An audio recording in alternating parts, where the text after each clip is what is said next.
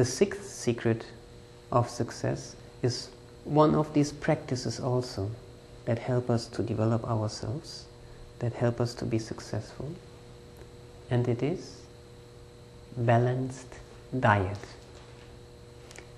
To keep a balanced diet. Really, what we eat affects our body a lot, but it affects also our mind a lot. Our emotions, the way we feel, the way we keep mental alertness, the way we are able to control our body and mind has a lot to do with how and what we eat. In order to sustain our body, we need food, we need air, we need water, and we need light. And as I said, the food that we eat does not only nourish our body, but it also affects our thoughts and our emotions. And so if we eat suitable foods in balanced amounts, it gives us vitality, it gives us strength, it helps our mind to be strong. Whereas if we food that's not suitable, that is harmful, that is not wholesome, and if we eat too much or too little, we become irritated, we become ill, we become ill at ease.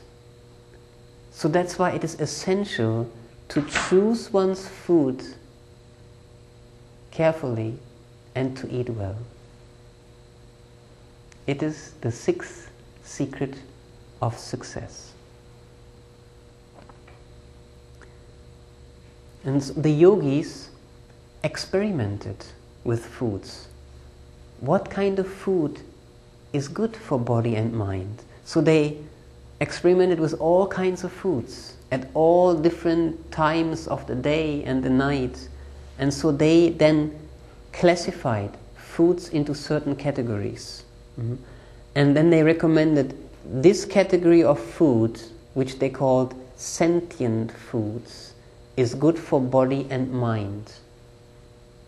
Sentient meaning it helps to increase one's vitality, and at the same time it helps to keep the mind balanced and receptive. And in this category of food are included vegetables, fruits, grains, legumes, nuts, most herbs, seeds, and milk products. These foods, generally speaking, are good for body and mind.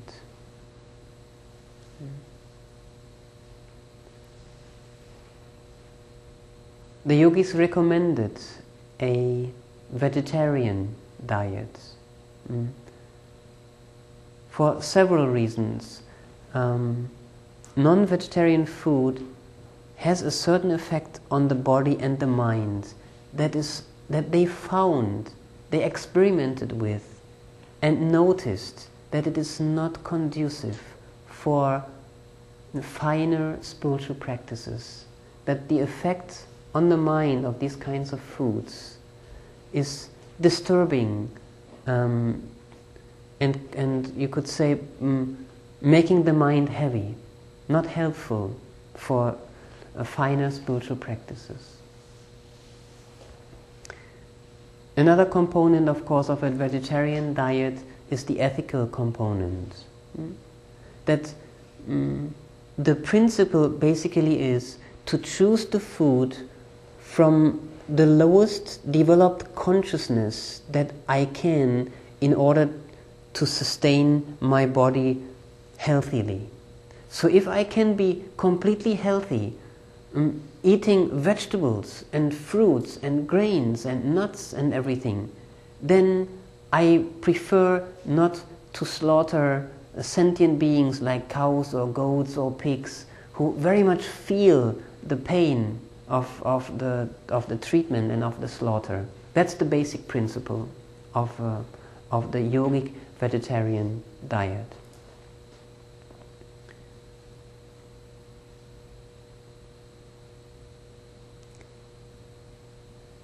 So this is the sixth secret of success. Balanced diet.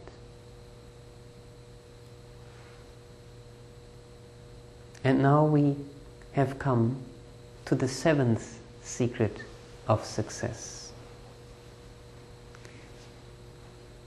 Here Shiva said, Saptamang naiva vidyate. Once I was giving this talk in Austin, Texas. And at the end of the talk, when the talk was over, a young man came up to me with his girlfriend. They had listened to the talk together, came up to me, and he handed me a little piece of paper. And he said, Dada, I wrote this piece of paper just before you started the seventh secret of success. Not wanting to speak, I wrote on this piece of paper and gave it to my girlfriend for her to read it. So he showed me what was on that piece of paper. On that piece of paper he wrote, I have been waiting my whole life for this secret. The seventh secret of success. I've been waiting my whole life for this secret. So he gave it to his girlfriend at the time of the talk, just before I talked about the seventh secret of success. And so he was very surprised when he heard the seventh secret of success.